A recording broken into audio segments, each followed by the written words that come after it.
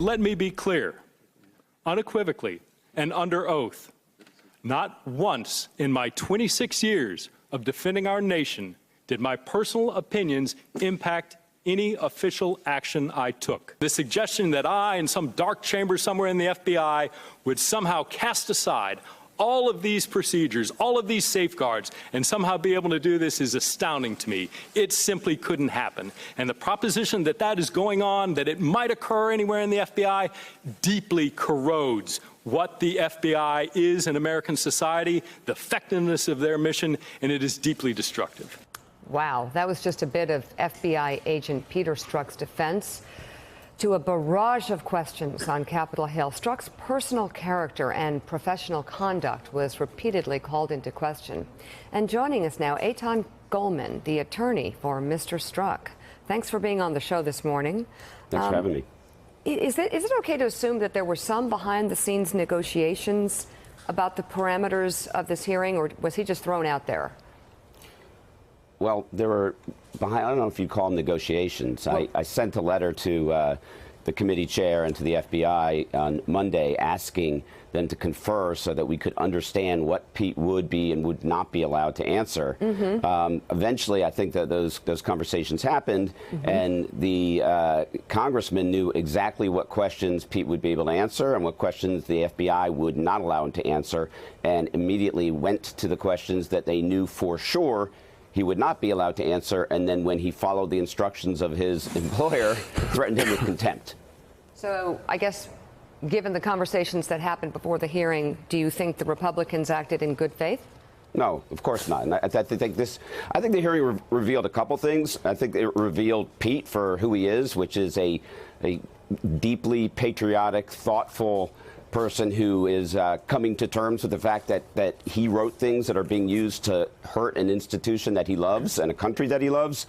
And I think it revealed that the Republicans are not interested in finding out the truth. And, you know, you could see that from the questions that they asked that they knew he wouldn't be able to answer, from their refusal to release the transcript of his 11-hour hearing 2 weeks ago, and from the way that the extraordinary lengths they went to shut him up yesterday. I mean, I guess there's a rule or a custom that after the 5 minutes the member goes, the witness is allowed to answer.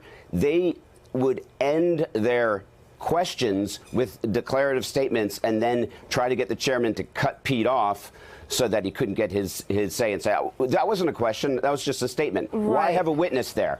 Well, I'm confused. Like, I saw Matt Gaetz kind of trying to look like he's some attorney in a movie, like with these questions. Thank you, sir.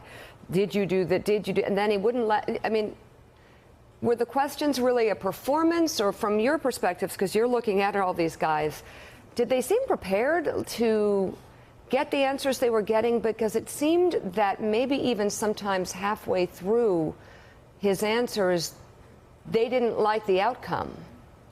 I don't think they did. I think that they liked their ability over the past several months, along with President Trump with his tweets that Pete's a traitor and a sick loser, right, to paint him as the boogeyman, as the center of some anti-Trump cabal in the FBI.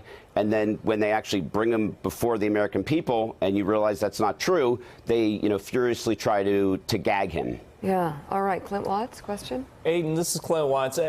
Just in terms of procedure, yesterday obviously was a very confusing hearing, and it was interesting to actually watch you behind Peter Strzok, kind of trying to talk to him and coach him through it as his legal advisor. But could you also explain your role vis-a-vis the FBI lawyers and sort of what ground you cover versus what the FBI, who also has a stake with their own lawyers in terms of this? Can you flush that out a little bit in terms of how that plays out in the hearing? Sure. And you know, the Republicans, after his closed interview, went out and falsely said that Pete, on the advice of counsel, had refused to answer questions. That's not true. Pete was instructed by the Office of General Counsel of the FBI that he could not answer certain questions. I'm Pete's personal lawyer. I never told him not to answer a single question. So the FBI has a policy which is longstanding, which everybody knows, that you're not supposed to talk about ongoing investigations. The Russia collusion investigation is ongoing. That's why we have a special counsel. They're not supposed to talk about it. The Republicans know that, And then there are all these conspiracy theories out there fanned by the president and by Sean Hannity. And they ask these questions that they know that the government, the special counsel, the Department of Justice, the FBI can't answer because the investigation's ongoing. And then they act like it's a proven fact. Yeah. Eitan Coleman, thank you very much. I wonder, does Sean Hannity go on the air tonight and say the Republicans did a great job, they won? Because in terms of overall, like, public consumption, and Donnie, you know, this is right up your alley. Watching that, do you feel that the Republicans come out as winners in this conversation that you would call it on Capitol Hill? Here's the sad truth.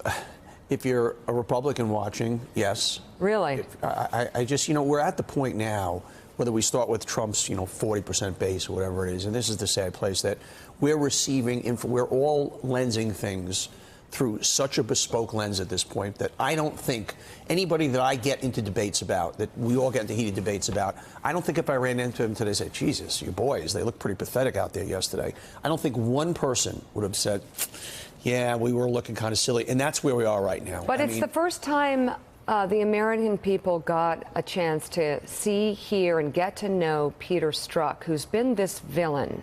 Yes, but once again, a logical thinking person. I'm just kind of being a realist here. And just in your mind, think about the people that you kind of get into little quagmires with about this.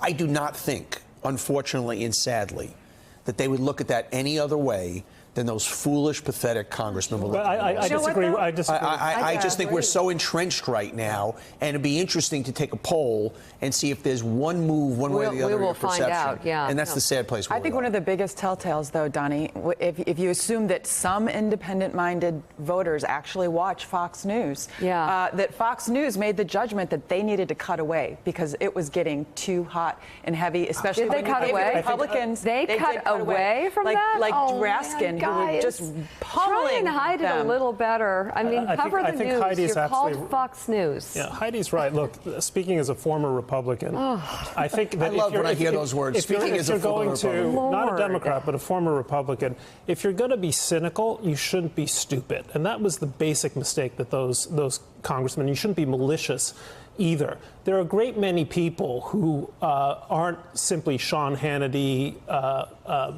dumb ideologues who would look at that and say, God, this Peter Strzok guy, whom I've heard so many terrible things about, here's a guy who's passionate, eloquent, cool under fire, and who's having his name dragged through the mud by a bunch of clowns. He is standing his ground against a collection of bullies. And I think those are the marginal voters, the people on the edges, on the margins who decide elections. If they watched that testimony, they would have said, I'm thinking about this agent in a whole new way. Yeah. Keyword is margin. I'm still stuck on You're asking Fox. me if Fox viewers, if any of them were watching. I don't think. Well, they weren't watching because Fox broke away from the news that was happening. That was later separates in the day. Fox from being news. I don't get it. Thanks for checking out MSNBC on YouTube, and make sure you subscribe to stay up to date on the day's biggest stories. And you can click on any of the videos around us to watch more from Morning Joe and MSNBC. Thanks so much for watching.